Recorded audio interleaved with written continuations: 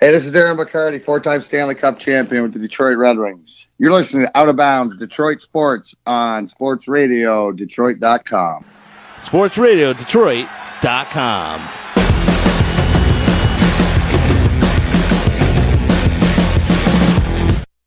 We don't need TV to entertain us. He said anus. Equipment just takes another big old dump right in the middle of this table as it's done so many times tonight. I'm such a dick. We're giving up on Facebook Live. This is insane. I'm done. Poop, poop, poop, poop, poop. God, I'm so disappointed. This is going to sound stupid, but you wouldn't know that if you didn't know. Does that mean I think Justin Bieber's hot? No, it doesn't. Did that just happen? I still want to go play in traffic nude.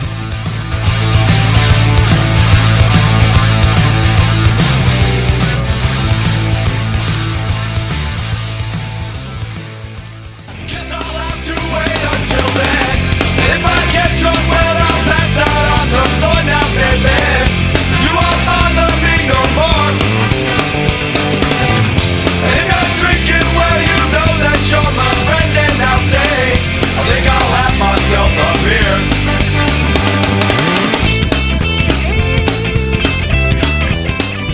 All right, welcome. Out of Bounds, Detroit Sports. David Faze, Geoff Mell, and myself, Dan Griffin. Gotta get my volume right over here. We're invading your ear hole, as always.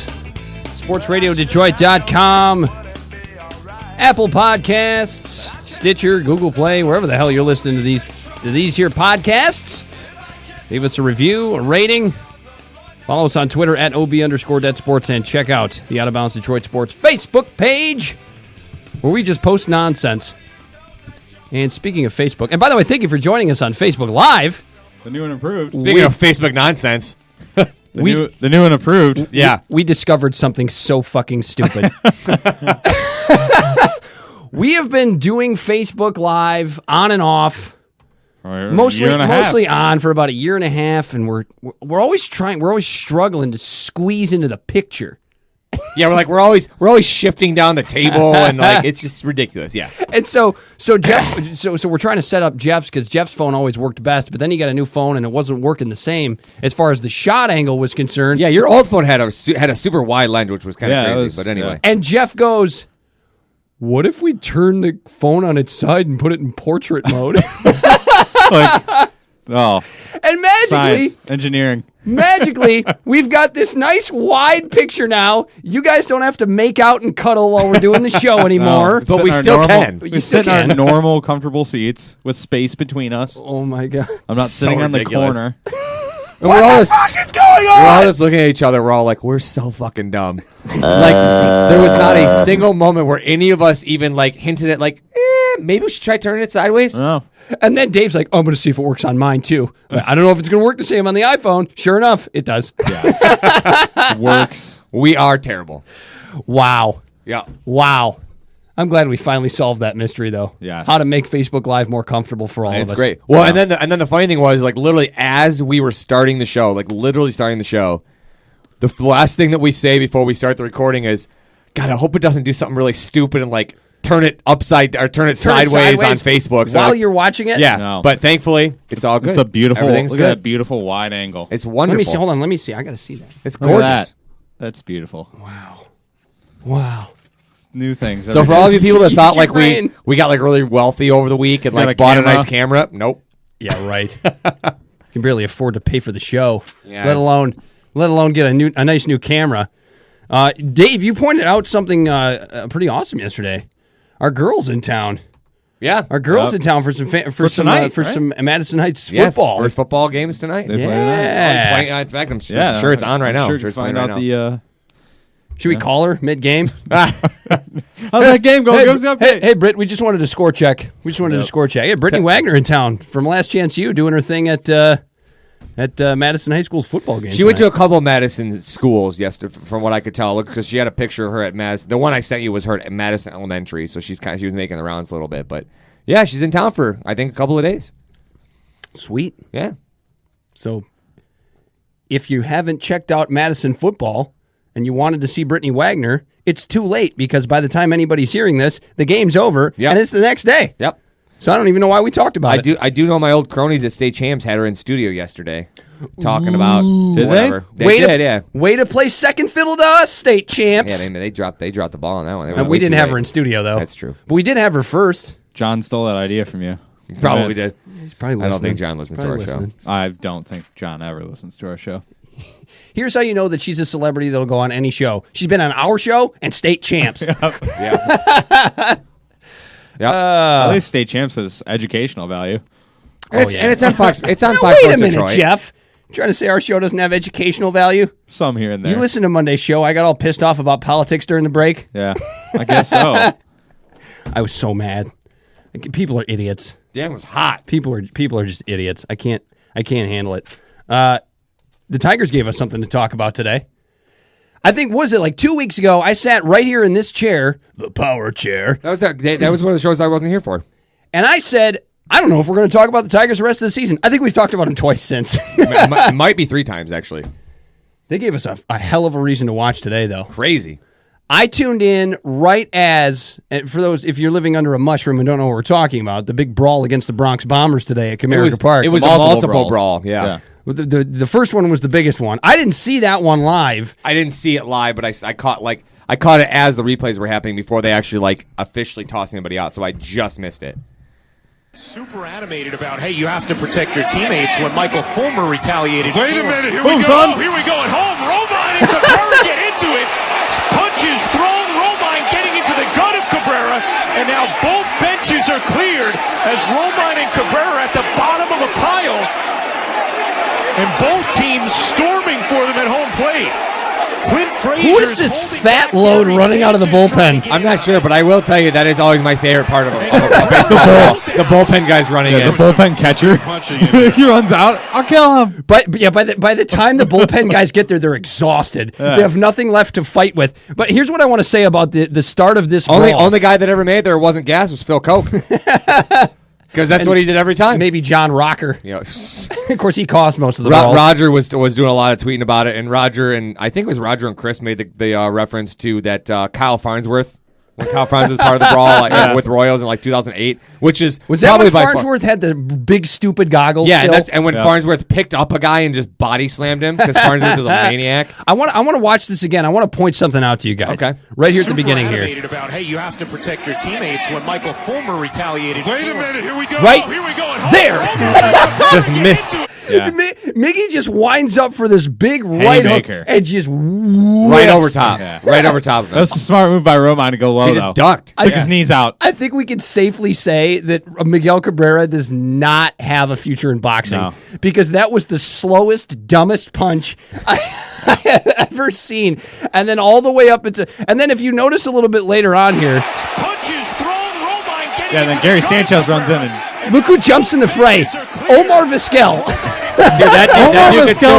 Omar Vizquel's been waiting for a brawl all year long. Look at the bullpen catcher. He's like, I'm not even in the infield yet. I'm already fucking exhausted. Gary Sanchez got in there and he was sucker punching Castellanos. Yeah, he threw a sucker punch. Boom. That first one, he got him good in the first one. Yeah, he got it. It looked like an open hand. Miguel almost full mounted him. He'd have been fucked if he mounted him. So I have to say something before we get really deep into it. That I literally taped the whole post-game show, right? Because I'm like, this is one of the first post-game shows where I generally want to hear what people are going to be saying because I think it's going to be awesome. But one of the guys that I was actually disappointed they didn't talk to, and what I should say is I don't know if they tried to talk to him and he didn't want to talk about it or not, which would surprise me a little bit. But anyway, the guy I really wanted to hear from was Andrew Romine. I wanted to hear from Andrew Romine about what the hell he was saying to his brother and what the hell that exchange was like. How awesome would that have been? Andrew, how did you feel when Miguel Cabrera took that big whiffing haymaker at your brother's face? Thanksgiving's going to be interesting. Well, is Miggy invited? It was funny, though, because they, typically you don't get to see post-game. Like, if you're watching Tigers post-game, you're not seeing any video clips of the interviews of the other team, right? But because of this God, situation, you're all making me so mad. you got to see Joe Girardi's post game. You got to see they interviewed Dylan Betances. They also interviewed Austin Romine, as you would expect.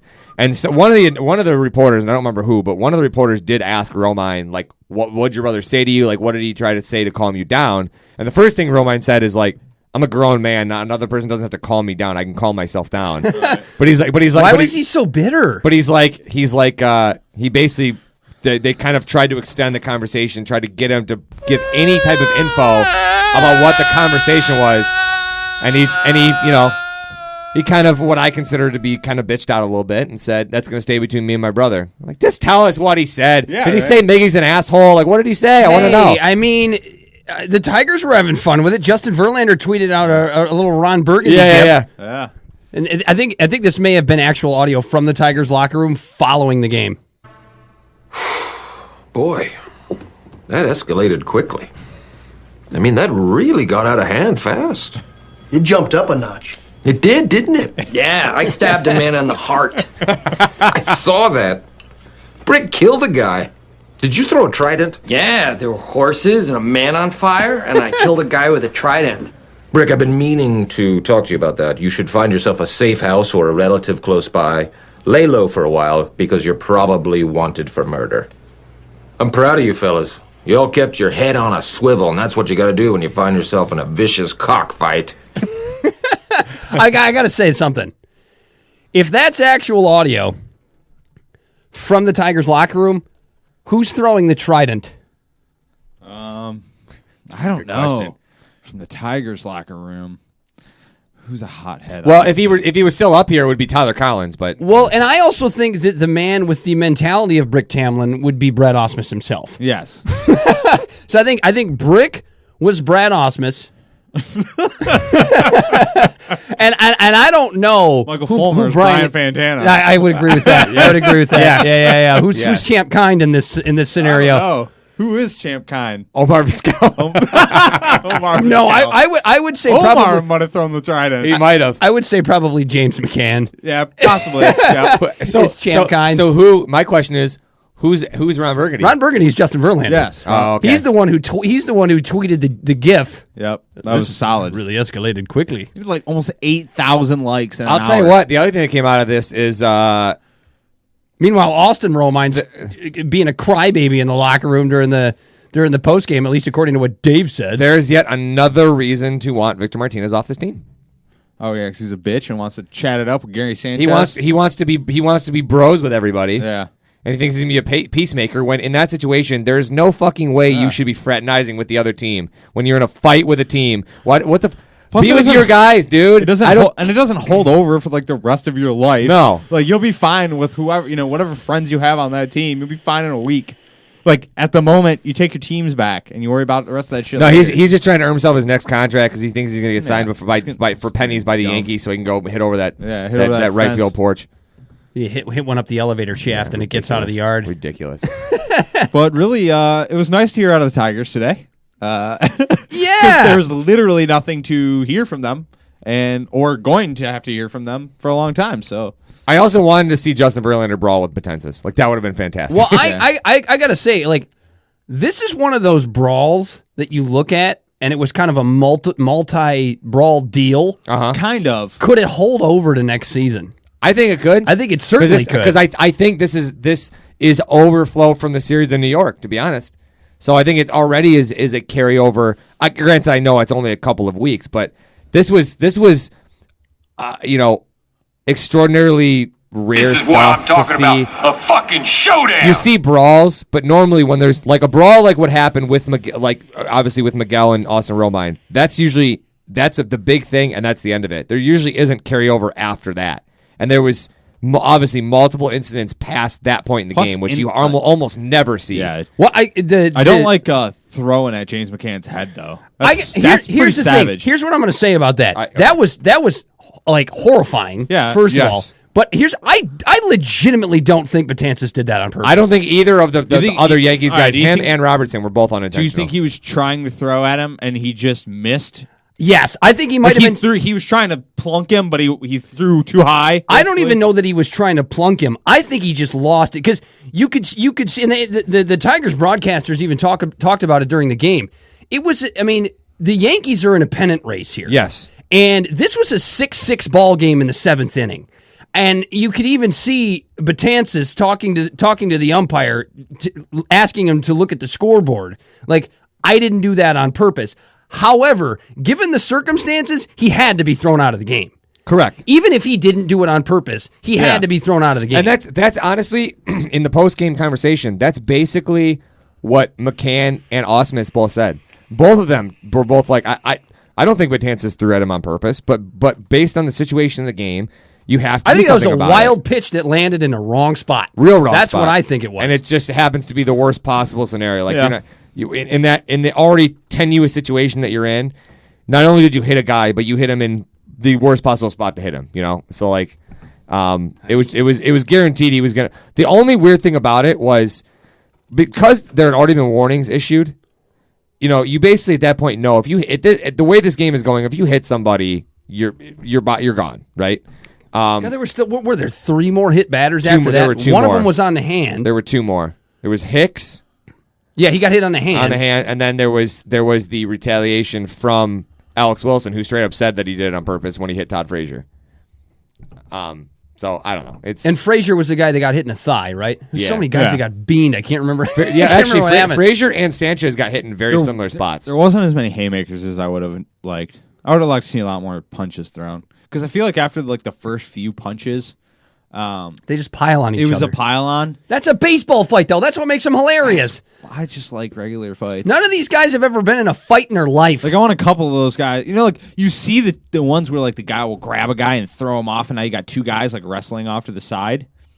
Those I've got the perfect example of that for you, Jeff. Right here. Real punches. Control. Now Ramirez. That ball's not even close. My favorite baseball fight ever. You talk about looking for a reason. Is this one where Pedro hit Zimmer? Yeah, watch this Why shit. does he do that?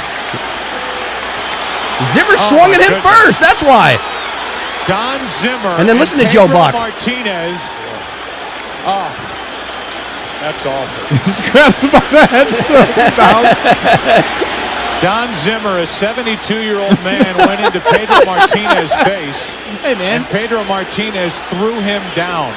Don't be getting up in his face like that. You're both going mad. Way to go, a-hole! That's terrible. That's terrible. That was absolutely awful. Before the start of the bottom of the... Like, what was Pedro Martinez supposed to do there? Just let Zimmer go after him? Zimmer took the first swing. Like Pedro kind of did what you're supposed to do if a woman takes a swing He at you. just olayed him. Just grab him and just olay him. That's all you can do. Yeah. It was the most soft toss too. And then Joe Buck is like with the my God, like with the Randy Moss mooning. That's an absolutely disgusting act.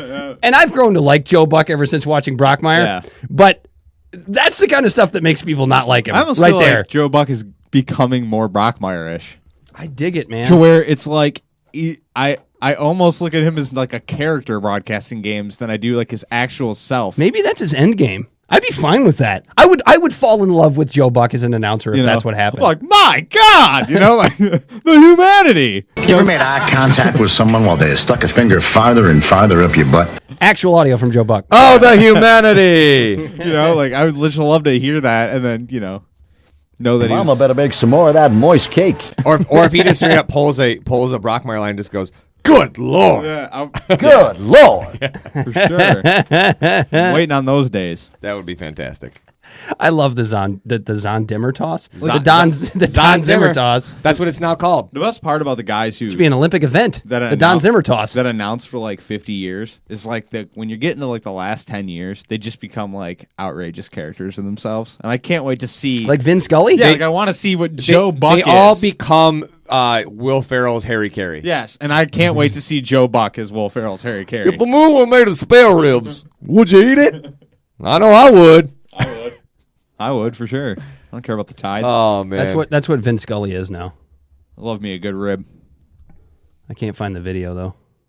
Did you remember the video of Vin Scully talking about Torrey Hunter and his dad's crack pipe? Yeah. What do you call it? A crack pipe? Yeah, like he doesn't I don't know know. why he sounds like Larry King when I do it, but Yeah, I don't know either. I remember.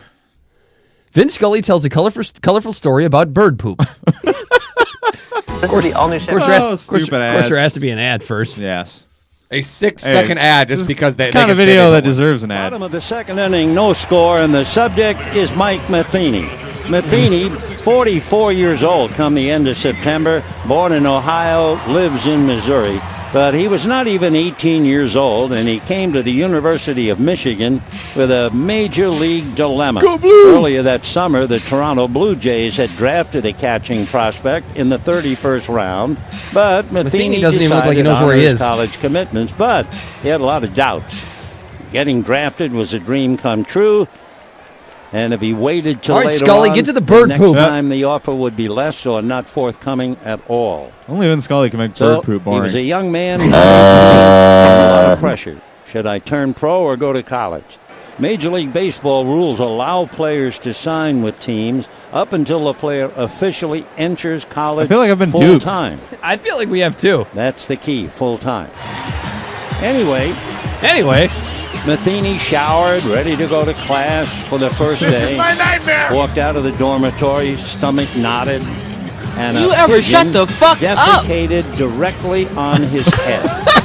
Now, conventional Wait a wisdom minute. would suggest Holy directly on his No, back a head. little further. No, too far. First day, walked out of the dormitory, stomach knotted, and a pigeon defecated directly on his head. Defecated. Now, conventional wisdom would suggest the bird bombing was a sign that he should hit the road. But Matheny had to go back and clean up. The pitch bird to bombing? Uribe, a strike, 0-1 the count. He went back. But Matheny and had to clean up showered, the pitch to Uribe. This This is- is right decided- into the game. This is Brockmire. Yeah, it totally is. It really is. I'm going to stay here. I'm going to go to college.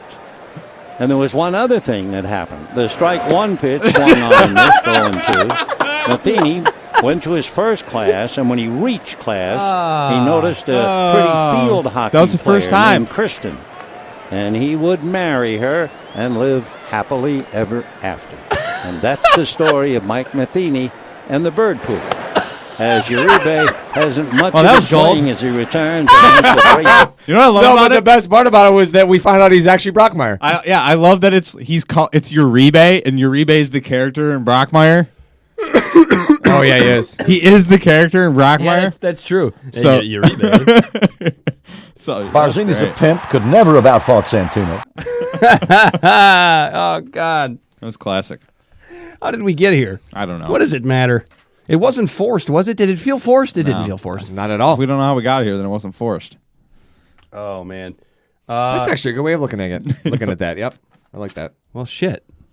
I guess now's as good a time as any to take our first break. Yeah, We can do a 3-segment show tonight, right? yeah, we got a lot of stuff. I got a question for you though. Before we do, Yeah. how many games is McGregor Cabrera going to get suspended for? Because you know he is.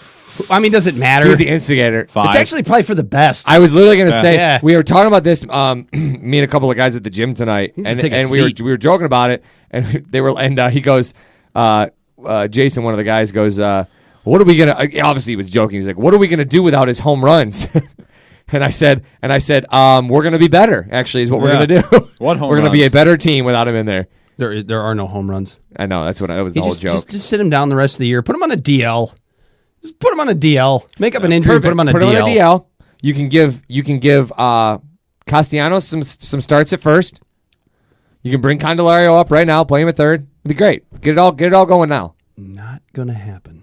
Come on, Dave. Wow, Candelario is going to play third when sure. he comes Some out. point, They're going to yeah. bring him up in September. He's going to play third, and they're going to move Nick to right field. That's how it's going to go. Yay! Especially since We'll see what an adventure Nick Castellanos is in the outfield. Didn't we already see that boy. once? we saw him in left field, yes. Oh, Jesus Christ. But he also This is my was nightmare. He is more lean and athletic now than he was then. This will is say my that. nightmare.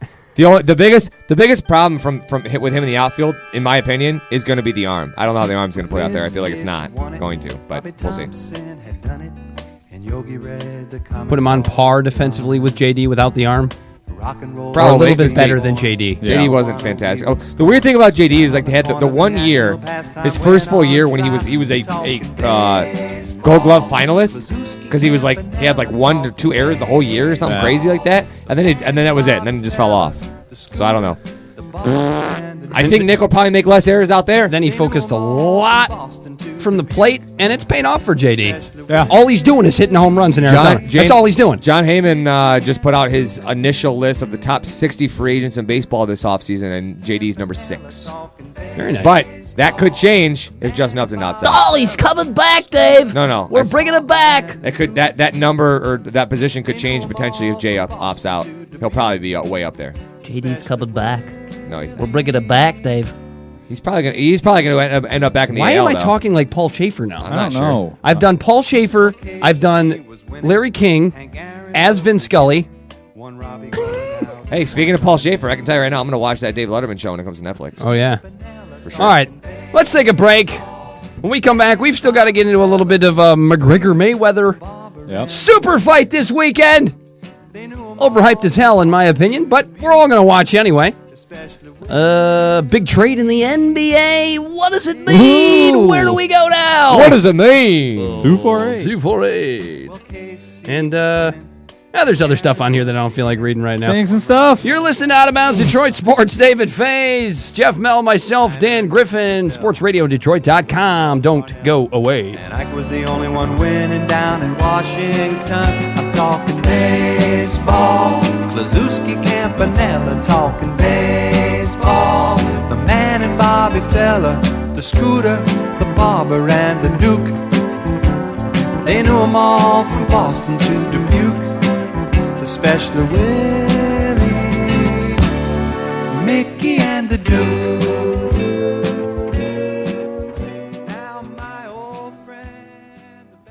Hey, this is Brittany Wagner with Last Chance U, and you're listening to Out of Bounds Detroit Sports. We're pretty much ready to go here with this podcast. What the hell is a podcast?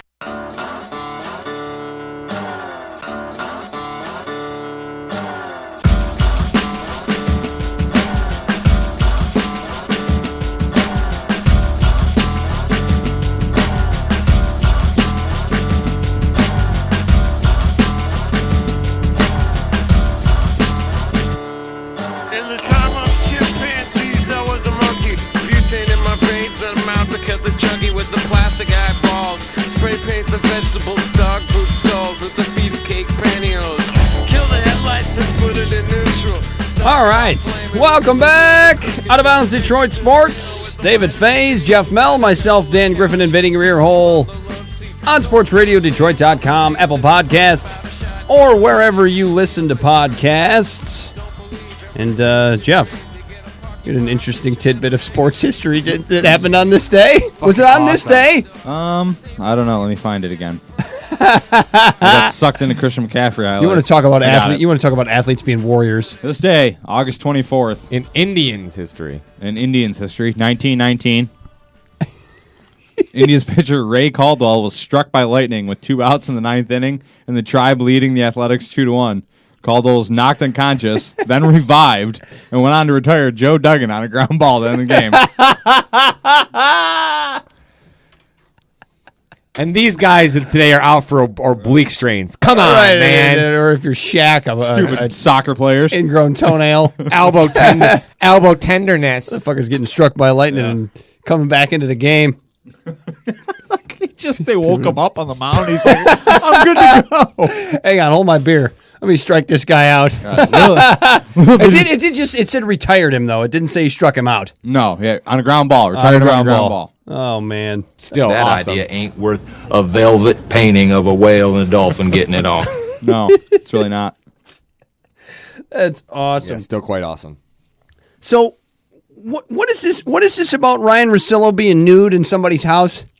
Yeah, let me see. Ryan Russillo from ESPN. Let me pull that up. I have a really good. It's funny because all that stuff came out about Ryan Russillo, and I didn't. Everything I looked at was like, we don't know why. We don't know why he, was criminal trespassing or whatever. We don't know why. And I'm thinking, all right, well, You know, I'm so drunk, I feel retarded. I was just where he Actual audio. was like a month and a half ago. I was just where he was basically like 2 months ago. So I have an idea where he is. I can see it in my head. You know. So wait, this was in Wyoming? Yeah, Jackson, Wyoming. But there's like 16 houses there. How did he get it wrong? There's a lot of places, but let me see. The best article I found is actually the local article. So to set this up, right? Ryan Russillo from ESPN, ESPN Radio, used to do a show with Scott Van Pelt. Then he got his own show because he got too big for his britches, right? Yep. He's good. He's fine. He's in Jackson, Wyoming, gets bombed, walks into the wrong house, and just gets nude and crawls in bed. Yeah, it was a text. Hold on. Was there somebody in the bed? I don't think so. All right, so I'll read you the article. It's not illegal. It's frowned upon, like masturbating on an airplane. Come on, internet. Come on. All right, Jackson Hole News. That's where I'm getting this from. Only in Jackson Hole. Update 1:41 p.m. According to probable cause affidavit obtained by the Jackson Hole News this afternoon, Ryan Russillo was found naked in a stranger's condo around 3:30 a.m. Wednesday. Officers found the defendant, later identified as Ryan August Russillo. August? August. His middle name is August? It is. It's spelled the same and everything. Lying on the bed in the south bedroom naked, except for his pants around his ankles. I couldn't even get his pants all the way off. The probable cause affidavit states. A condo resident told police he heard someone come in and assumed it was a family member. But a few moments later, Russillo walked in the bedroom with his pants half down. He was obviously intoxicated, and the only thing he said was that he was getting his stuff. And so he's in Teton County Jail on criminal trespassing charge. I can't drink spirits if I'm going to be driving. Solid. 2 people were asleep in the condo when they heard someone come in. They didn't know the man and asked him to leave because he was drunk, according to reports. Police arrived a few minutes later. Gotcha, bitch! Occupants pointed the suspect out, who was found in the bedroom. He had bloodshot eyes and slurred speech. You would imagine so. He couldn't coherently... This is him walking into the house. He couldn't coherently answer any questions. Russillo didn't know where he was and thought maybe he was staying in the condo. The residents said they weren't sure if their door was locked. He appeared to have just walked in. He didn't force entry, but the residents asked Russillo to leave, and he wouldn't. He was too intoxicated to follow through with the request. Russillo was charged with criminal trespass, a misdemeanor, a maximum fine of $750. And his blood alcohol content is not immediately available. Yep. Oh my God. Have you ever been that bombed? No. I've accidentally walked into the wrong house before, but it was just because I wasn't paying attention.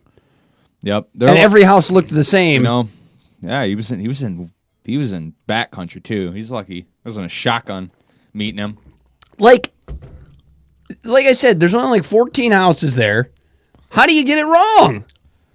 I'm sure it's pretty. Do they all look the same? I'm sure if he was in a condo complex, they all look the same. Who was it that said we all have those days, or we? I don't know. It was. I wish I could find it again. I saw it earlier today. It was another ESPN, coworker of his. It was kind of trying to defend. I'd be all up in that. Feels bad for him and everything, and he the phrase he used was. And this is what we were talking about this before the show, and I said the wrong phrase initially, and Jeff's like, no, that'd be legit. And then I was like, oh, no, wait, no, I said the wrong thing. What he actually said was, we've all been there. We're like, no, we haven't all been there. we all have the ability to get there if we so choose, but we have definitely not all been there. I cannot. It's very dark there, too, at night. It's way darker there than it is here. Okay, so now we're coming up with excuses for Ryan. I'm just telling you, it would not be difficult to walk in the wrong door in a condo complex. It wouldn't be that difficult. Actual audio from Ryan Russillo. Cannot triple stamped it. No erases. Tough blue, make it through. It's just hilarious. Oh wait, no. This is what he said to the people that tried to kick him out of his house. Call me sir, God damn it! While he lays in their bed with his pants around it. No. Like he was so bombed that he didn't just walk into the wrong house. He couldn't even get his pants all the way off. Yeah, he was going to bed. Like he was going to bed like he lived there. Like he was taking his clothes off, getting comfortable. And they were like, "Get out of here!" And he's like, "No, you're in the wrong place. That's my house. I stay in this house. You next door. Who the hell are you? How'd you get in here? Who are you? Tell me to get out of my house. You don't get out. You get out of my house. This is bullshit. I'm not listening to this. You are insane. Now I do find it hilarious. I mean, like it's not. Great. It's not that big of a deal. No, it's not. It's really not. He didn't rape anybody. No, or harm anybody. Maybe it's a funny story. Maybe he drinks a little too much. Maybe there's an issue there. But other than that, Ryan Russillo, maybe Ryan Russillo has a problem. He'll probably get suspended temporarily, more than likely. The way I see it, though, is like you got to drink a lot. Shame on him. That bomb and still be functioning. See, that's the thing. Like if I got that bombed, I'd either be puking or passed out. 100%. Yeah, like I don't. That's the thing. Is like some people can just throw up, pass out, wasted, and still moving and doing things. Yeah. I can't do that. I can never remember a time where I wound up somewhere and don't remember how I got there. My buddy last week on Saturday came over and played a card game with us, and my roommate doesn't remember him coming over, and he played cards with us and hung out with us, and we're like, "Your roommate?" Yeah, my roommate. Did he have pants on? Yes, but he does not remember our other buddy coming over at all. It was like 11:30. I'm like, how do you not remember somebody coming here and hanging out and playing cards with us? It's one thing to not remember the whole, like remember like a portion of the night or something. Yeah, it's the second half of the night. Is yeah. basically what he forgot. But he just, that's pretty crazy. Yeah, I'm like, I have to he apologize. didn't look that drunk though. I would have never guessed until in the morning. He's like, I don't remember that at all. Was he a little stoned too? Maybe. Yeah, he's probably blown out. Yeah, but I think it's more just the booze. Oh, I think you know what. But he wasn't pants down, walking in the wrong house, drunk. I'll tell you that much. You remember how you said there was no video of Ryan Russillo? The crackhead? No, I found it. I found Ryan Russillo. Ryan Russillo's a crackhead, according to this video. You got that shit? What's up, dog? You got that shit, bro? I got $3. Where's that? Oh, fuck. Oh, I gotta go back for my $3. Oh, you wouldn't believe what happened, dude. Chick, right? There was this dude, then there was this chick, and then there was this pipe, and then it broke, and then we ran, and there was like CVS, there was security everywhere, and then I hit this guy, and he hit me, and I hit him, and he called the cops, and they came, and they let me go. You got that shit? You got that shit? I need that shit. Well, He's setting me up here. $3? He's setting me up here. $3. Is this the wrong house? Huh? Is this the wrong house? $3? Is this the wrong house? What you gonna get? Hey. $3? $3? Like, who's he yelling to? You got the crack here, right? Oh, no crack? Oh, fuck, you guys don't have crack? Oh, fuck you guys. Crack. Well, fuck you then. That was a rather interesting exchange. He just climbs up the ladder to the window. Yep. Why is there a ladder outside of the window? That's a solid question, actually. Yes. We're gonna have to share this video on the Facebook page so people know what Ryan Russillo is doing. Then so I hit this guy, and then he hit me, so I hit him, called the cops. This is wrong they house. came, Wow. they took me, they let me go. Don't understate it. Ryan August Russillo. Ryan August Russillo. My mistake. That can't be real. That can't be his real middle name. So what's that? Somebody. So That's where what did the that affidavit says? Oh, that's what the affidavit says. All right, so that's got to be accurate. Yep. It's like David Evelyn Faze. Foz. David Evelyn Foz. David Evelyn Foz. It's a solid name. By the way, I don't know if I saw an actual final score, but at some point in the game, just because we were mentioning Brittany Wagner being in town, the Madison Heights Eagles were up 47-7. I'm not sure who they were playing, but dominating. They're High school partial scores. Dominating. That's what our show has become. That's what our show has become. It was one specific score. But it was still partial. Well, it might not have been. Let me see. No. Well, is that the final? I'm going to look. look. Know about the final It's gotta here. be the finals past I'm 9 going to o'clock. look. Games end at like 9. Life is not a fairy tale, although sometimes it feels like our world is full of fairies. No, absolutely was not. That is gross. That first quarter? That was quarter 2. 47-7. What are they playing? Unbelievable. What are they playing? The Wyandotte Academy for the Blind or something? I think they're just playing Madison Elementary. I mean, something. It's because Brittany Wagner's there. Yeah, man. She's providing that boost. Yep. Yep. That's all I'm saying. Yeah, she showed up on Madison Cable Access a few times so far tonight. I covered Madison Heights High School for MLive. Ooh. I think they won that game too. I remember the field; they couldn't play at night. They had to play during the day on like a Saturday. That's awesome. I remember I went to a Madison Heights Madison football game against Redford Thurston, and it was at Southfield Lathrop, which is very confusing. Yeah, I hate it when they do that. It's like, okay. Or like Berkeley doesn't play at the high school; they play at like some other school. It's the same place Orchard Lake St. Mary's plays. Like, what? Why don't you just play at your own school? You have a field. We just lost every listener. Yeah, we did. All right, move on. Super fight Saturday. We've all been waiting for it. Geoff pointed something out to me during the break that made me just realize that this fight is fucking out of hand. This fight has its own belt, Dave. Its own belt. They made a belt for this fight. Nobody can ever win this belt again. Where are you going, Geoff? Oh my gum out. He's leaving right as he needs to show you. Have you seen this belt? No. Geoff's going to show you this belt But when he gets done taking a dump or whatever he's doing in there. Throw my gum out. You're saying this as if you actually are surprised this is a thing. I sometimes I kind of want to start having faith in humanity again, and then you knew things this like was going to happen. Do you know how much money? I didn't think there would be a belt created for the this. Organization is making that they have to make this ridiculous belt. I hate the world and I'm dead inside. There's actual prop bets you can make. That doesn't surprise me. That's Vegas. No. About I think there's two separate ones about Lil Wayne. There's one about will Lil Wayne be there, and will Lil Wayne be wearing a shirt or not. All right, let me give you the specs before I show you it.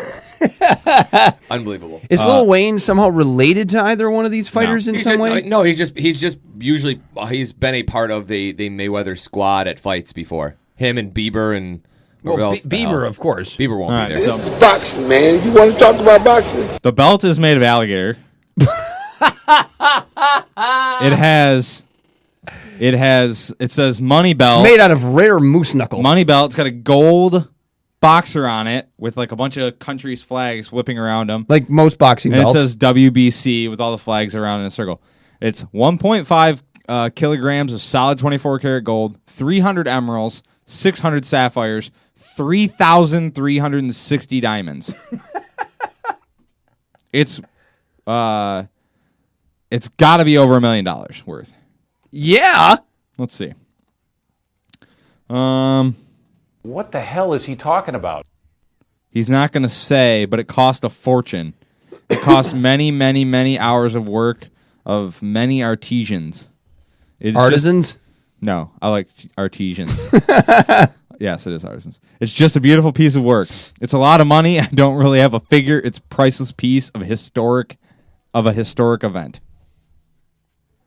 I don't know. Crazy. I quit. I can't wait, though. This fight's going to be fucking I awesome. agree with this decision. It's not. It's going to be out of control. It is going to be awesome. Conor McGregor is going to lay some wood on Mayweather. I don't know how many times we have to go over this, Geoff. Just because he doesn't win doesn't mean it can't be entertaining. Yeah, I was going to say, I do think there is actually a strong possibility that there will be some punches landed on Mayweather that you don't expect to be landed on Mayweather. But that's not me saying that Mayweather's not going to win the fight. I just think it will be. Conor McGregor did just beat the piss out of his new sparring partner, you said, Geoff. 2-time world champ. Coming off a red-eye flight. Pretty much. He flew in super late, and yeah, so that's why we were talking about this off air. He didn't even have his legs under him yet. He said that what Conor McGregor was doing was good. He said maybe it wouldn't have went down the way it went down if he had been more ready, but he said that what Conor was doing, he was getting landing unexpected shots that a 2-time world champ was not expecting. And if that means anything, then it means there's going to be something good in this fight. That he's good enough to be entertaining. I mean, I hope you're right. I have watched enough Floyd Mayweather fights to know that Every time I've tried to get excited, I tried to get excited for Canelo. I tried to get excited for Victor Ortiz, which probably gave him the best fight for the 3 rounds that we've seen. I tried to get excited for Miguel Cotto. I tried to get excited for Manny Pacquiao. Every time I try to get excited, that fight was a dud. Well, it was 8-ounce gloves. Like the biggest dud of all of them. 8-ounce gloves changed the game a little bit. I think you're going to see Mayweather get some wobbly knees, at least once in this fight. I could see that. And depending on when it is in the round, could make a huge difference. Is that enough? Is McGregor taking one big shot, staying on his feet, and winning the fight? Is that enough for you? Because for me, it's not like McGregor or Mayweather. Mayweather. That's what I meant to say. There's going to be more pieces of entertainment in the fight. Are you saying is that enough for me from an entertainment standpoint? Yeah. No. One shot. No. One. But good I don't think shot. that's going to be one shot. I don't think he's going to land one huge punch and then be done. I think he'll land a few pretty good ones. I think you're going to see 4 rounds of fury, 10 rounds of, including those 4 rounds, of energy, and then 5 rounds of dodging and weaving by Mayweather. But the thing that I always go back to is when you watch Floyd Mayweather fight, he is the greatest defensive fighter of all time. Yes, I understand. Nobody touches him. That's what makes him. That's what makes him boring to watch. He's been smacked around before. It's not like he's never been smacked around. He has been hit hard maybe 4 times in his entire career. He's been hit hard. When he fought Machida the first time, he got hit 4 times in 1 round really hard. Four. That was an exaggeration, Jeff. No, he could have lost that fight easily, and he got the one hard hit he took in that Machida fight was at the end of a round, and then he ended up winning it. I'm saying that what I said was an exaggeration. 4 yes, times. No, you can hit him, but it's really only been a handful of times. Yeah, it's not a lot. It's not a lot. If you look at a boxer's brain who's fought 50 times now, as Floyd Mayweather will have, I'm going to say that Floyd 20-fold is going to have the healthiest non-CTE brain of any of those boxers. And the most perfect teeth. I understand. Yeah. I understand where you're coming from, but I just think there's a big difference with when there's tape on a guy and you know how he works and you know how he fights, and you learn it, and then you go out there and fight him and you take advantage of his strengths and you take advantage of weaknesses, and you can't do that with this guy. You literally have no idea what's coming at you. So there's good chance he gets rocked around a little bit, and that's what will be entertaining. Is that if McGregor knocks him around a little bit? I think even if it's only in the first 6-7 rounds. I think you underestimate Floyd Mayweather's ability to prepare. Yeah, but how do you prepare for the unknown? I don't know. How has Floyd Mayweather done this all his Floyd career? Mayweather going to do when he comes at him with a karate stance? I don't think that's going to happen. That is going to happen. They've already said that that's partially what he's going to try to do. And I don't know how. Even if he does, I don't know how effective that's going to be in a boxing ring. It's effective when the guy doesn't know how to counter it. When the guy doesn't know how it's going to come at him. You don't think Floyd Mayweather and his team know that Conor McGregor is going to come out in that stance by now and aren't somehow preparing for that? A little bit, but unless you fight against it, you're not going to know. I mean, it's full speed. I also don't think it'll go. That may be true, but I also don't think it's going to take Floyd very long to figure it out. He's the smartest boxer in the world, maybe of all time. No one ever drops their hands on Floyd Mayweather, right? So what's Floyd Mayweather going to do when Conor McGregor drops his hands? He's fought or puts his hands behind his fucking back and goes, "Hit me, you little pussy." He's fought like he loves to do. He's fought Philly. Do you think Mayweather's just going to stand there? He's going to stand there and go, "I'm not going to hit you." Everybody's out here paying an arm and a leg to watch me fight you. Let's just look at each other. I don't know. Again. I wouldn't put that past Floyd Mayweather at all. But well, the thing is, he can get sued. They can get sued. He'll stick a little jab. If they don't do anything, if they just dance around, I bet he will. If they just dance around, they will get the pantsuit off him. He'll stick a jab in there. Yeah, but if you think he's going to have to fight him, he's going to have to fight him. But if you think Conor's going to do what he does and put his hands behind his back and put his face in Floyd's grill, if you think Floyd is just going to somehow, for the first time in his career, embark on this, furious rampage. No, but I think it pulls a little bit more out of him. I don't think he's going to fly off the handle and put himself in a position to lose because McGregor's taunting him. That's not as far as I'm going. I'm just saying, if you get fucking punked with half the world watching you, That's what people are going to talk about. Even if you win in a 15 round where you danced around, and the whole time people are going to be talking about how you got punked and that you wouldn't fight. Well, that's true, but he doesn't care. You know why? But he will care. No, he won't. Floyd Mayweather, because people have been saying this shit about Floyd Mayweather forever. But this is the biggest ever in the history of humans. The biggest fight of all time. The most viewers, the most money. Literally, of all time. If you think Floyd Mayweather's going to care, I think everybody cares. I think you're to crazy. Not get punked for the world to see. He doesn't care. And he's an egomaniac, just like Conor McGregor is. Right, but he loves it when people hate him, and they don't care. He doesn't care why they hate him. He doesn't care. If somebody comes out and goes, because this is what he's always done, and this is what'll be no different from that perspective. This is what'll be no different. Okay, people have always said, Floyd runs, Floyd does this, Floyd does that. They'll say the same thing after the Conor McGregor fight, and you know what he'll do? He'll go, money in the bank, bro. I believe I won the fight, bro. No rematches, bro. That's what he does. That's what Floyd does. It won't be any different. Yes and no. He wouldn't have took the fight if he wasn't ready to fucking fight, right? If he wasn't ready to win. And so, no, he has to go out there and do something. He can't just dance. This is not Pacquiao. This is not Machida. This is the biggest fight of his career ever. When it comes to I understand money that. and people talking about it, like people are tuning in to watch a fight, and we are going to get a fight. Floyd Mayweather's bigger than the sport. He's bigger than the sport. He is not bigger than himself. Well, that's all he cares about. That is all he cares about. I don't even know what that means. He's not bigger than himself. Is that you can get under his skin. He's not going to be the bigger man. That's not Floyd Mayweather. No, but I don't. He's going to get taunted, and he is going to buy into it. I have to see that first but no one's ever done it. That's the whole point. But you go in, you're fighting him different, you're taunting him different than anything he's ever done, and in a spectacle that's never been done. I mean, this is all different, completely different. He's wearing gloves that he never wears. I mean, the gloves are lighter.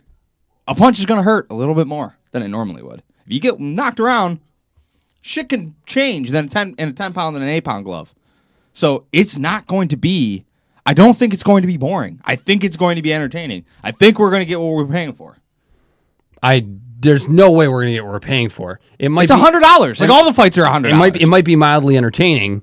It might be more entertaining than any Floyd Mayweather fight. What would you consider getting what you're paying for if McGregor wins? Is that the only way? I wouldn't say that. Because if that's the case, don't even watch the fight. No, I wouldn't say that. Don't even watch it. There's no point. I wouldn't say that the only way I'm getting my money's worth is if McGregor wins. But when it comes to watching Floyd Mayweather fights, I've told you guys this before. I always feel dirty. But you're comparing something that's never been done to a bunch of the same. He doesn't let me finish any. No, but that's what you're doing. That's literally what you're doing. You're going, well, based on the past, I'm going to project this into the future. But what's happening now is not the same. It's like his life as before. But I'm allowed to talk about what my own feelings are regarding this fight. Yeah, but you're comparing apples to oranges. I don't think I am. It's a boxing match. It's still a boxing match. It is. What would it take for you? It's still a Floyd Mayweather boxing match. What would it take for you, Dan? What would it take for me to find this fight entertaining? To feel like you got your money's worth. Exactly what you guys are talking about. I just don't think it's going to happen that way. I think it is going to happen that way. Because truthfully, this is how I feel about this fight. I think Conor McGregor's a smart man. I think Floyd Mayweather's a smart man. I think Conor McGregor knows that there is only a slim chance he's going to win this fight. There's only a couple ways he can do it. And he's going to try to win. Yeah. He is going to go on the attack like Mayweather has never been attacked before. So it's going to be different. It is not going to be the same. Now, it might be where you get, like I said, 4 to 6 really good in the beginning. McGregor's going after Mayweather, and Mayweather has to fight. Or else he's going to, something bad could happen to him, and he could lose. Once you get past that point, though, it's going to be the old Mayweather. But can you accept that only a smaller percentage of the fight is going to be really exciting, and the rest is probably not going to be? And Floyd's always had an answer, and I know you said, and I agree with you on this. You can't. It's hard to prepare for something that you've never seen before.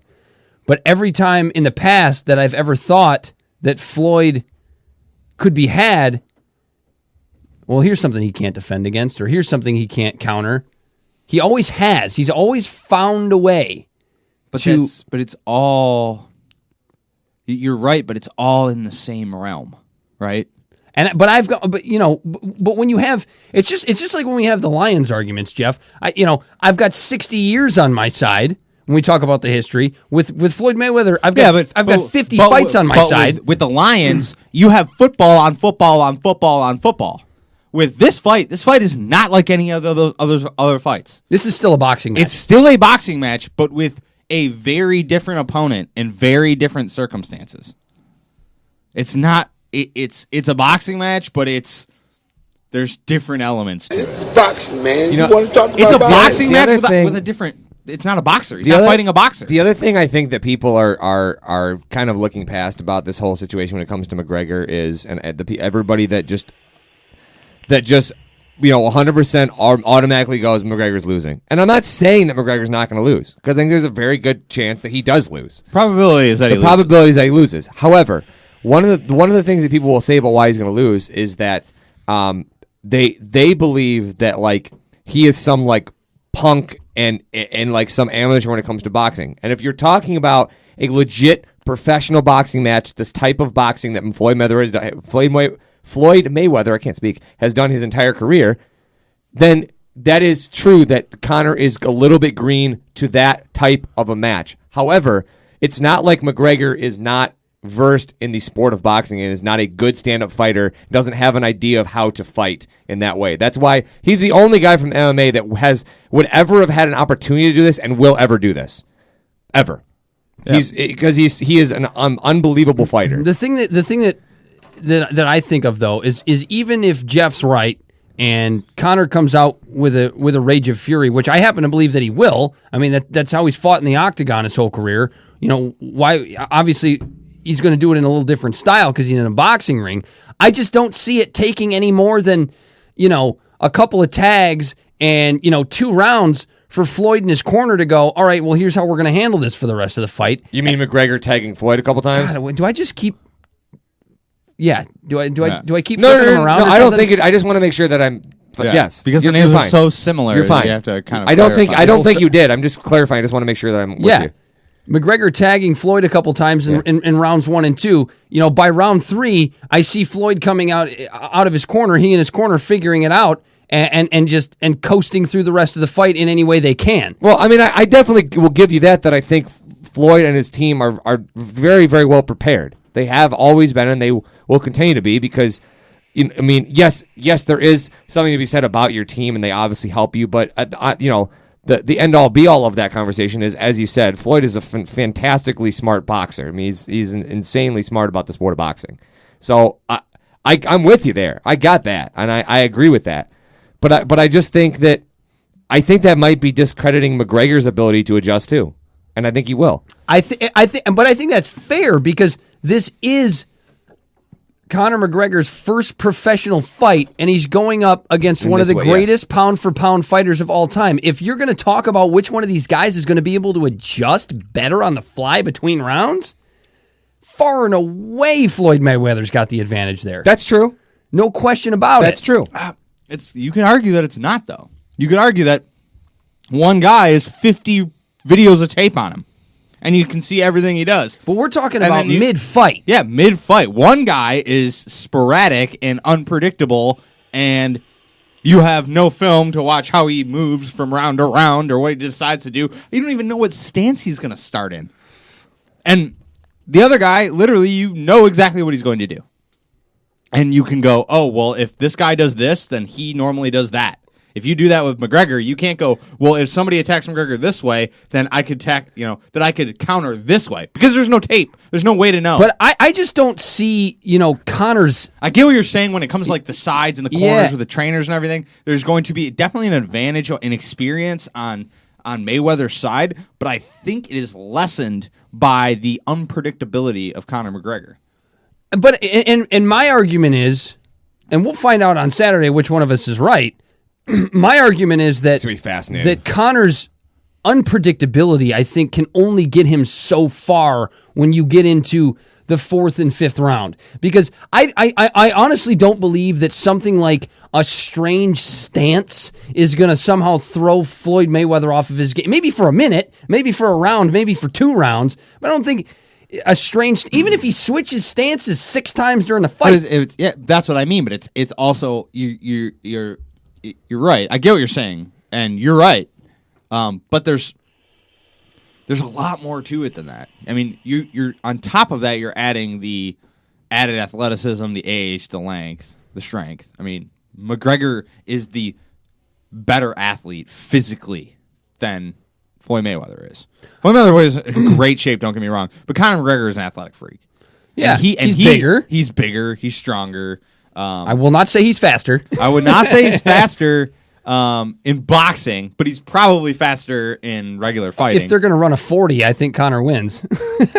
Or if you put him in the octagon, he'd be way quicker than him.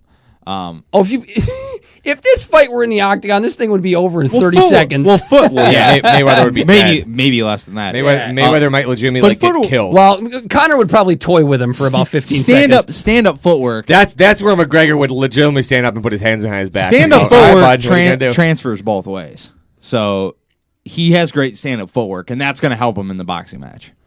But it's just, I mean, I don't know. From the tape I've seen him sparring, there's a bunch of clips out there. He looks good. Let me ask you this question, guys. What would you rather see? What would make you more happy spending $100 on this fight? We're watching it together and we're all chipping in on it, so we're not really spending $100. But the idea to spend $100 on this fight, what would you be more satisfied with?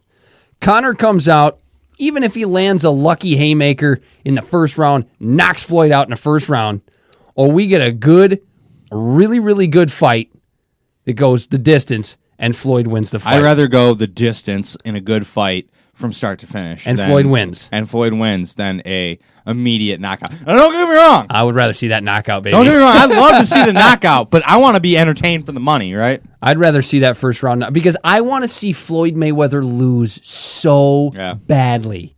I don't care how it happens. It doesn't matter. It could be a crooked judge. Yep. It just doesn't even matter at this. I hate that man so much because he's such a piece of shit human being. Great boxer, piece of shit human being. You probably could pull up like any of the McGregor, like the boxing clips, because it gives you an idea of actually how he looks. Like Conor McGregor, like sparring or something along those lines. Let's see what we have here. Conor McGregor. Boxing? Yeah, sure that works. Let's see what we have here. Sparring footage and boxing training. No, that's not the one. Go down. Top news. Conor McGregor. Keep going down. Keep going down. Put like knockout. Conor McGregor boxing knockout? Yeah. Oh, this is knocked out. This is when he got knocked out by no, that's the top one. Knocks out Paul Magliani. All right. It's 3 minutes and 30. Look how quick he is. This guy that he's boxing was a 2-time world champ.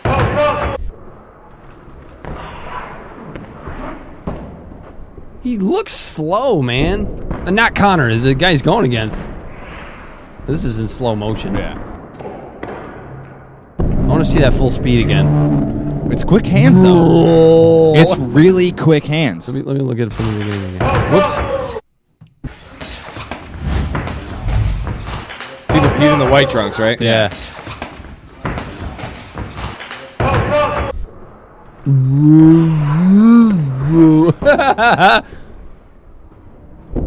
No, I mean he does have. I don't think there's ever been a question about his quick hands, and that's just that's huge for him though. Like if he was like most MMA fighters, he would not even have there wouldn't be any doubt that Mayweather would win. But there is doubt with him. That's the best part about it. There is doubt that McGregor could win because he has quick hands, he has quick feet.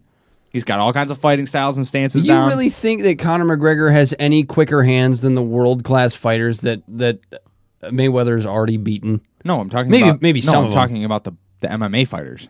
Right. He's by far the best MMA fighter with his hands on his feet. Right. That's fine. Like I'm saying, there's no MMA fighter that comes even close. Now, he comes pretty close to some of the best boxers in the world with his quick hands and quick feet. Dude, by the way, when Dana White and the crew at UFC got their hands on Conor McGregor, they had to be licking their fucking chops and going like, dude, this is gonna be an absolute star. Like from day one, they're like, this dude's gonna be a nightmare and a star. I mean, right? Like you just never know. It's like John Bones Jones was like that too, and then he just got his belt. Well, he's done now, because he's a steroid idiot. Bones Jones is done. Well, he's had the coke problem too. And when the last time he fought Cormier, the first time, and beat Cormier was like, "You can't beat me unless the only way you can beat me is on steroids or some shit."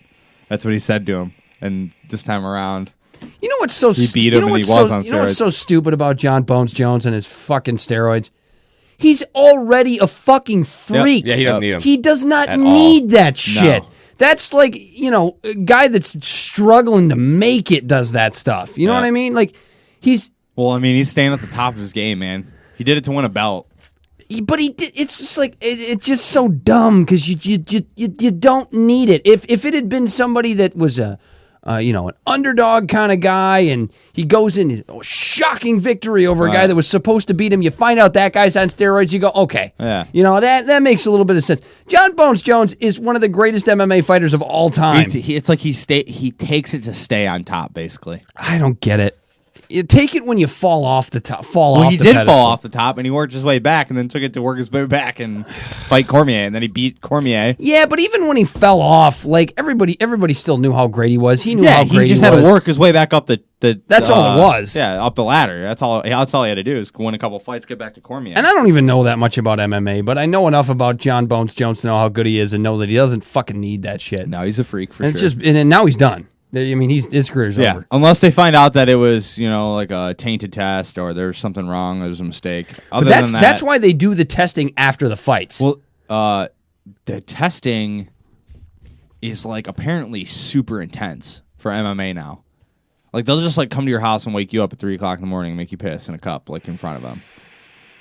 Like fucking fly to you on vacation and make you piss in a fucking cup. I'm sure that's written in their contract. You're sitting on the beach in fucking Aruba with your family, and some dude drops down in a parachute and goes pee in this cup. I'm sure they're intense as fuck about it. I'm sure that's written in their bullshit contracts because only the top guys in UFC really actually make the money that they deserve for what they fucking do. None of them make it. They should all make more money than boxers, in my opinion. Well, yeah, sure, but when we're talking about making a millionaire, there's 10, 12 guys, if that. Yep. I'm excited for the fight. I think it's going to be entertaining. I mean, I don't know how excited I am. The thing is, we've been talking about this fight basically since I joined this show, and it was all rumors, and then we talked for like a half an hour about how it would never fucking happen. And so 2 days from now, it's actually happening. Yeah. They're going to beat the shit out of each other. And I cannot wait. I'm going to watch it. I've been waiting for this before it was ever even actually going to happen. So I'll probably be more excited when the bell rings for round 1. Oh, yeah. No, when they come out and McGregor comes out talking all that shit, fuck you. The half hour it takes from the minute that you actually see them walking out to when the actual fight starts. I'll kill you. just gonna talk all that shit. You're 40 years old. Bounce heads off the canvas. Can't even read. Well, that's probably true. Got the fucking backpack. Be careful what I say. Big NBA trade, gentlemen. Yes. Big NBA trade. Oh. I don't know. Is this going to be our last topic? I don't know. It can be. Sure. You don't like to talk preseason Lions, so I guess it is our last topic. It's because I don't watch preseason Lions. Well, maybe if you watch it, we could talk about it. Give us a brief 30-second synopsis of the Lions preseason. So far? Yeah. Kennedy Allier has really good hands. Okay. There's literally nobody to rush the passer. Okay. The offensive line, when it holds and does not leak. It looks fucking awesome. Okay. And all the running backs look quick and shifty and healthy, aside from Theoretic, who hasn't played yet. And Eric Ebron hasn't dropped a ball. Because he hasn't played. There you go. How many games have they won? Two of them. Yeah, they won both of them. No, well, they played the Jets. They'll play the third one tomorrow. They've won none. They've won none. No, they've won 2 exhibition games, Dan. Those aren't games. They're exhibition games. They are games. They happened. They're real. How much closer do those exhibition games get them to a Super Bowl? You never know. 2 more. 4-0 in the preseason. 0-16. Two more. Nope. That's not what you asked. You didn't ask how much does the preseason mean for the regular season. That's not what you asked. You said how many games did they win. The answer is 2. But they haven't played any games yet. Yes, they've played 2 exhibition games. They're still games. Just because they don't count doesn't mean they're not games. They're still games, man. They keep score.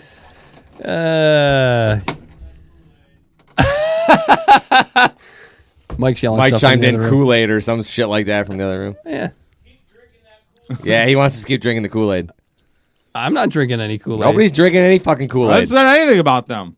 I just said they've won their 2 games. They played the Jets, first of all. That's like the worst fucking team. They're going to be the worst team in the league. I gotta take a dump. They're going to be worse than the I Browns. go to Dan easily. earlier. I go, who are the starting wide receivers for the New York Jets?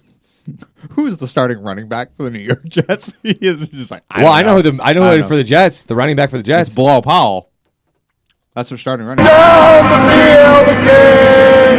Aaron Rodgers with a Lions. Where the fuck's Matt Forte?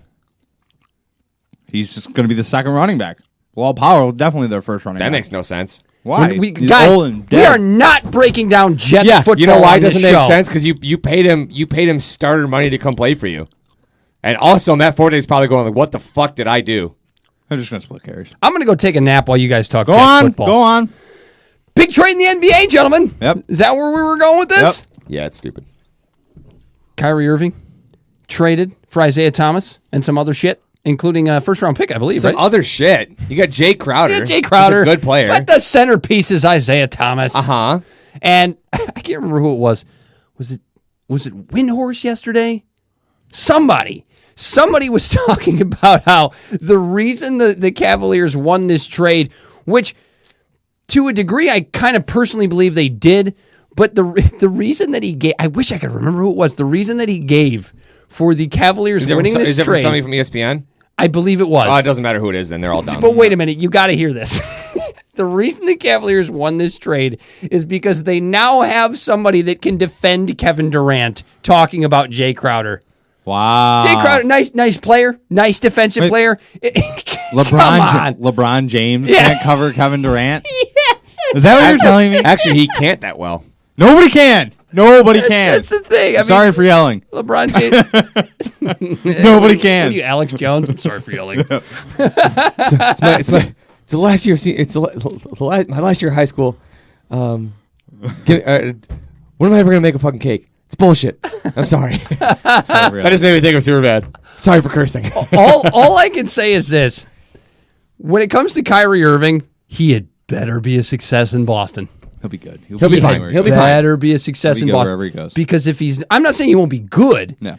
But how much of it is him being good and the Celtics never winning a goddamn thing, and or him being good and then winning something? I think there's a huge difference there. Well, I mean, what do you think he's going to win? Like, nobody's winning anything until the fucking Golden State Warriors explode. No, but what would make Kyrie Irving a disappointment in Boston? I think him getting that team finishing anywhere below third place in the East. Playoff-wise, though. Playoff-wise, he needs to go to the Eastern Conference Finals basically almost every other year. I think he needs I need to go to the finals. I think he needs to get this team to the finals, because if he doesn't, Boston's going to turn on him quick. And what that does, and what I'm getting at is that if he's not a success in Boston, there is automatically going to be this idea about Kyrie Irving that he is a cancerous player. Because Kyrie Irving demanded to leave a team that's been to the championship 3 years in a row, has won one, and had to be the guy and not play with LeBron James anymore. Because I'm sorry, there is no way I will ever believe anybody that will say that LeBron James somehow forced Kyrie Irving out the door. Kyrie Irving's the one that wanted to leave. Yeah, because Who is saying that? Yeah, a bunch of morons. It's a rumor. No, I didn't hear anything about LeBron forcing Kyrie out. I heard everything that Kyrie just did not like playing with LeBron James anymore, which I can see. I can't see that. You know what's here's what's funny. Only if you want to be the same reasons But why you think about that.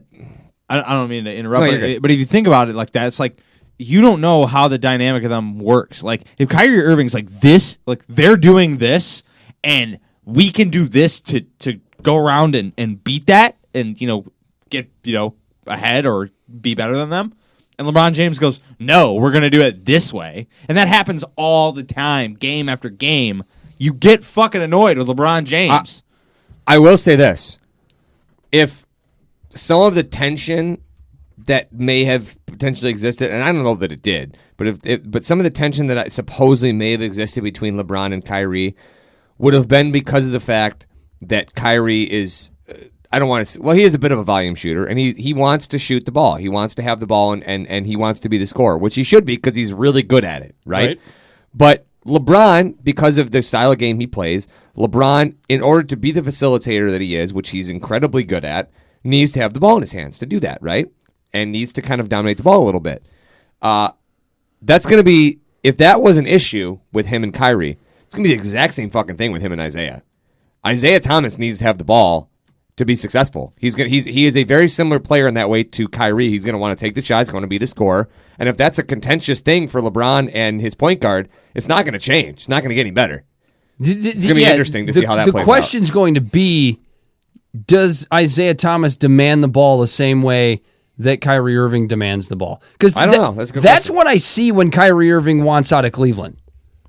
I'm not touching the ball enough. Your team's winning. How can you say that he's not touching the ball enough? No, that's not what he's saying. That's Kyrie is. Yeah, but I don't think Kyrie's that's the case either. Because Kyrie was dropping like 30 points a game in the finals. He was touching the ball and he was scoring at will. Okay, well then there were games he was the best player on the court. No, there's no doubt about that. But if you're Kyrie Irving and you want out of Cleveland so badly, a team that's winning I just don't see his relationship with LeBron James, if winning is what he cares about, being that bad. Well, here's the thing.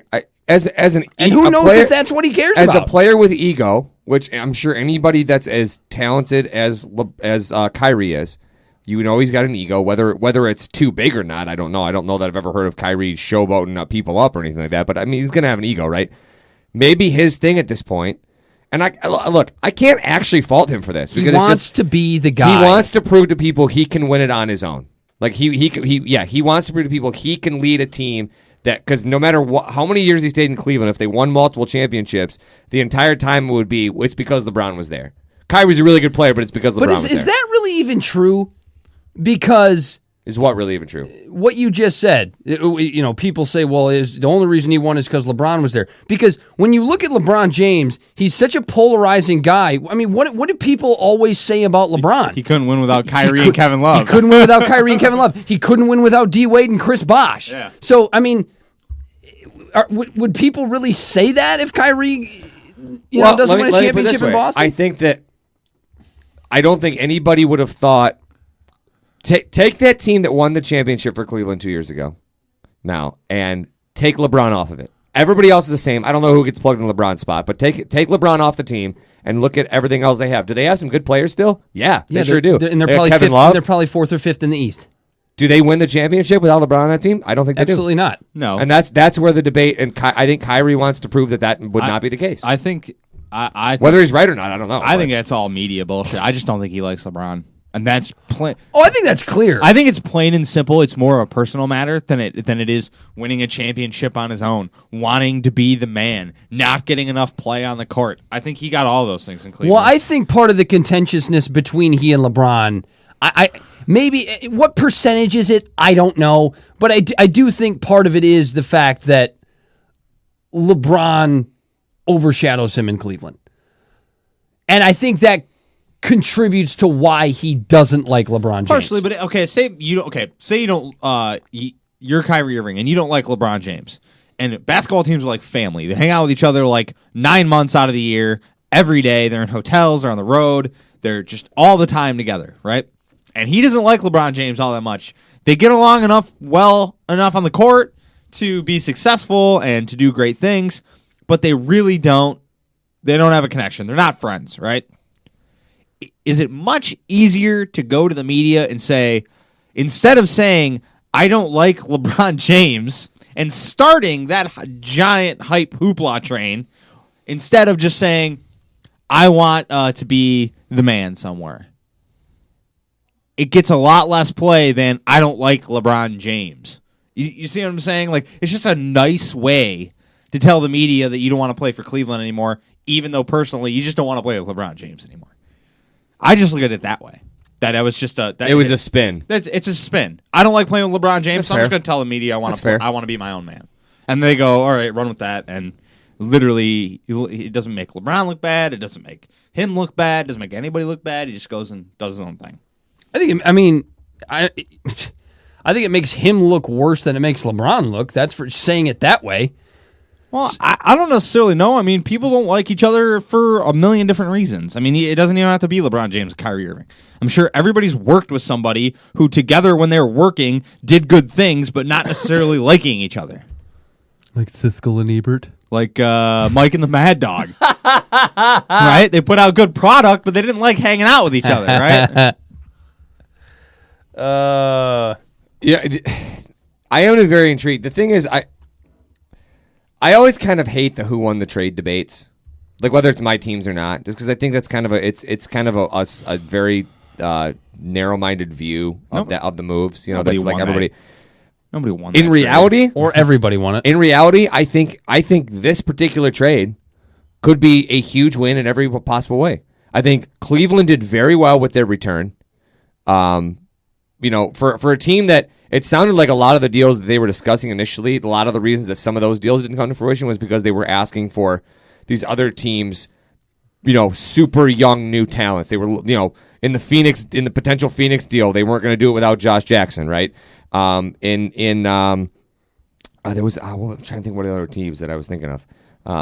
But even with Boston, I guess for a while with Boston, they were every deal was centered around trying to get Jason Tatum, and Boston's like, well, we're not going to trade Jason Tatum for you for Kyrie, even though Kyrie would be great.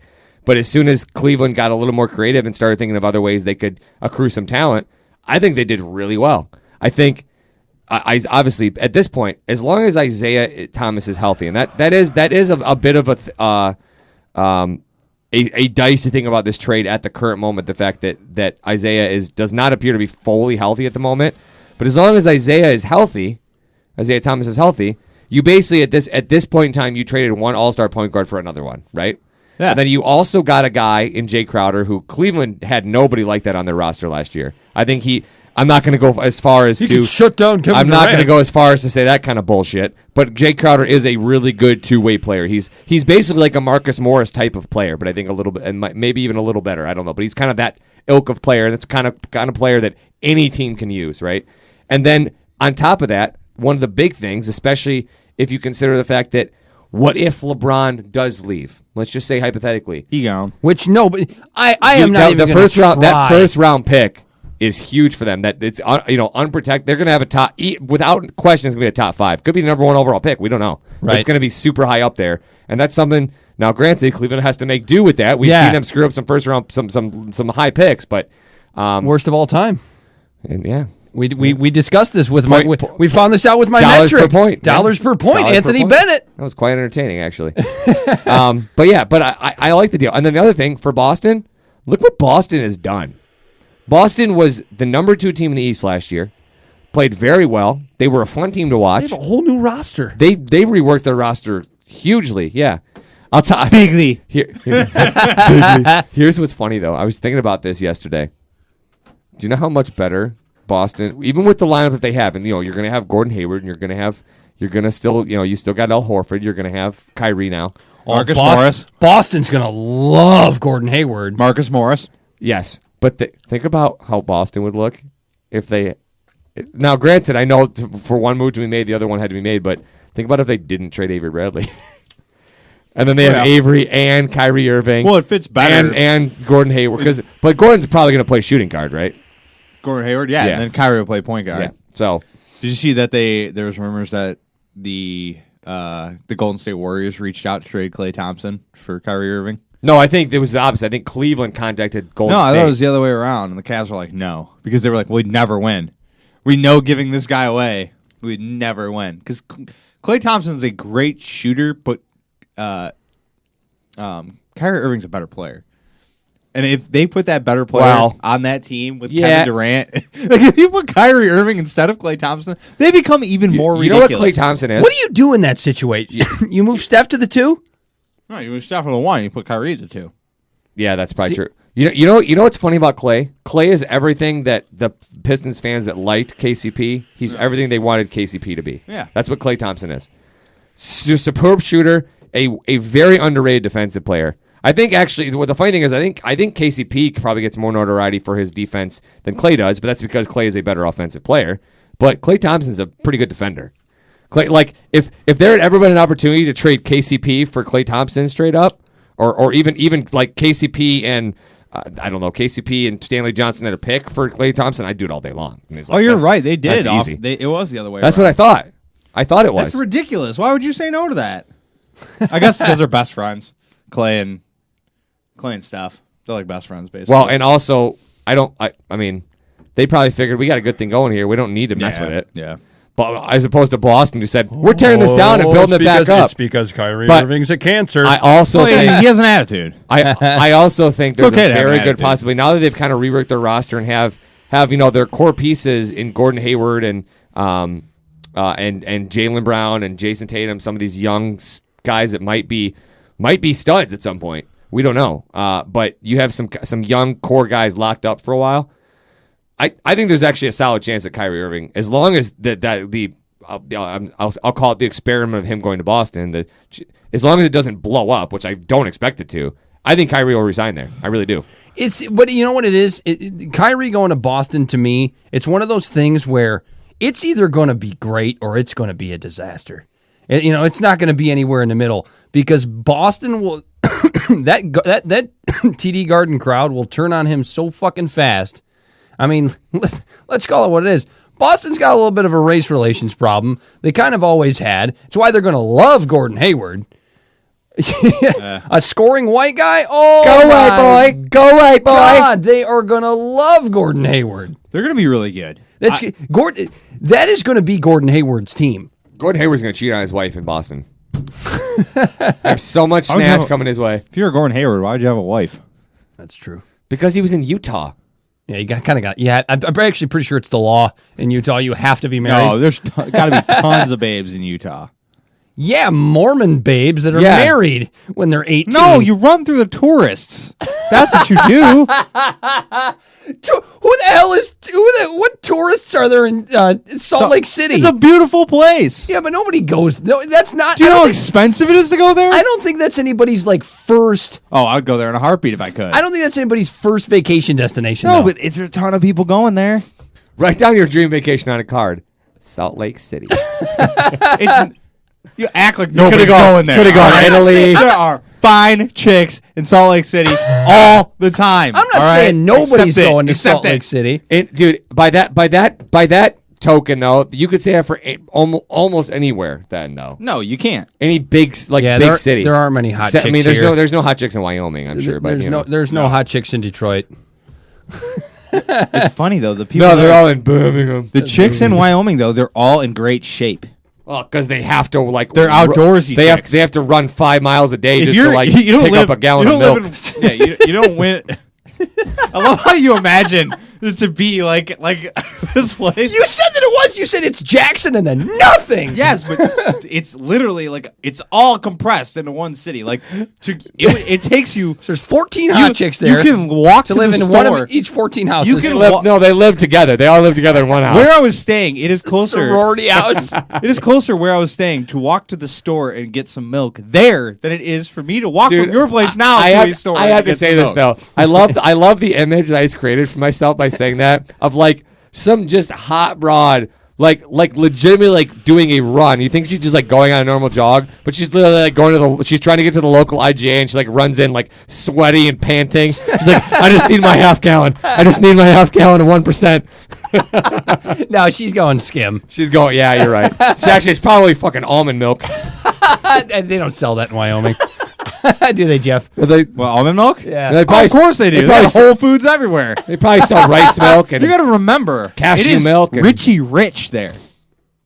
It's not like a podunk town in Alabama.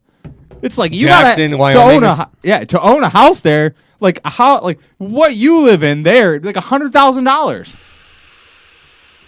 It's absurd. So why do people live there? Because it's beautiful there. But there's nothing around the city, as you say. Yes, but that's why you go there, because it's nature around the city. All right. That's what you go there for. You go for their hiking and the fishing and the hunting. That's great. That's great to have okay, maybe this is what makes it Richie Rich. A lot of people have second homes there. Yeah, and you should see the homes That makes there. a lot more sense. You should see the home, or it's retirees. Because to live there my whole life, I don't know if I'd be able to do you wouldn't that. want, I wouldn't want to live there my whole life because I don't like snowboard or anything like that. I do like to go mountain hiking, but it's definitely. But to have a vacation home there, which sounds lovely. Yes, it's a beautiful place. These people have these houses on these fucking mountains. They're incredible. I'm like, how do you get up there? How do you do you snowmobile up there in the winter? You can't drive your car up there. Probably. You slide back down.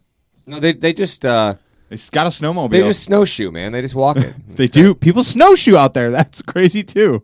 They actually do that. It's not really that crazy. It's just that we don't see it that much here, even though we get people do it here, but we typically get more. Well, it's probably done a lot more in the UP and up north and even on the west side a little bit. The west side obviously gets hammered with snow way more than we do, but the UP is just covered in snow for like 6 months.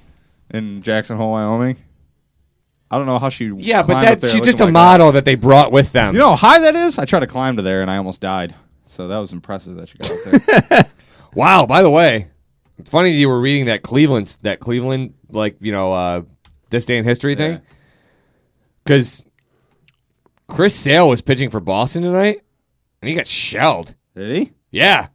Sucks to be that nerd. He gave up 6 runs, and only lasted 3 innings. That's a very rare Chris Sale start. Did you see the Rich Hill story? Dude, that was ridiculous. Which one? From yesterday, where that Rich Hill was the first baseball player in history to lose a no-hitter in the 10th inning to a walk-off home run. Oh yeah. That's fucking madness. You know what I thought about too? I was feeling bad for him for a minute, and I shouldn't say that. I do feel bad for Rich Hill because he pitched an awesome game, and it's it just looks like a normal loss, which it's obviously not. He pitched fantastic. But the thing that I thought about, I'm like, people are actually having a mini pity party for the Dodgers. The Dodgers are the best fucking team in baseball by far, by a mile. They might get to the 2001 Mariners record. They might get there. They're on pace for it. All right, we got to terminate this podcast, gentlemen. It's been real. I wasn't enough. By the way, I want to say this. I wasn't enough of a baseball fan in 2001 to really be able to appreciate and enjoy that Seattle Mariners record. Even though I'm not a Mariners fan, but just it's historic, right? This is almost an unprecedented season that the Dodgers are having right now. It's unbelievable. Nobody seems to care. Because it's LA. And it's not over. Well, yeah, I guess. For David Faze, Geoff Mell, I am Dan Griffin. You've been listening to Out of Bounds Detroit Sports on SportsRadioDetroit.com. Be sure to follow us on Twitter at @OB_NetSports. And like the Facebook page. Leave us reviews wherever you're listening. And we appreciate it. And thanks for telling a friend. Out of Bounds Detroit Sports. SportsRadioDetroit.com. We are out of here.